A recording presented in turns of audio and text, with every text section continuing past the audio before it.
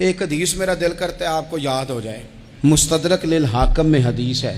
حضرت انس بن مالک رضی اللہ تعالیٰ عنہ فرماتے ہیں ایک بھائی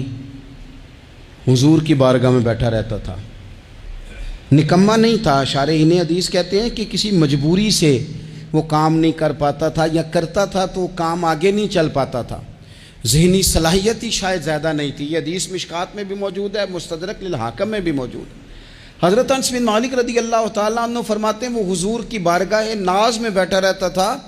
اس کے بھائی نے آ کے شکایت کی، یا رسول اللہ صلی اللہ تعالیٰ علیہ وسلم، یہ کوئی کام ہی نہیں کرتا، کوئی محنت نہیں کرتا، کوئی جدوجہد نہیں کرتا، آگے نہیں بڑھتا، مجھے اس کی ضروریات کی کفالت کرنی پڑتی ہے، مجھے جدوجہد کرنی پڑتی ہے، مجھے اس کے معاملات کا خیال رکھنا پڑتا ہے، آپ اسے سمجھائیں۔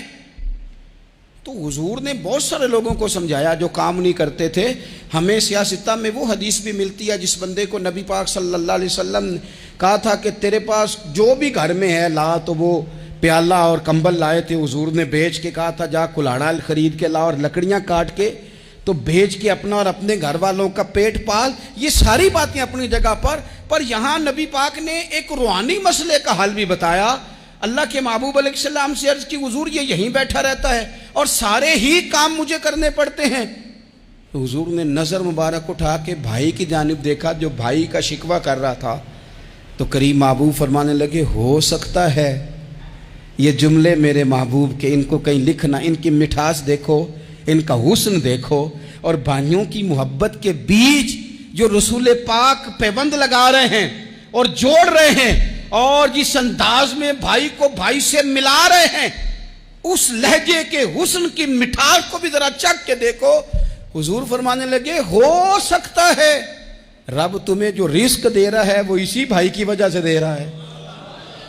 بھائی بھائیاں دے ویری ہوندے تے بھائی ہی بھائیاں دیاں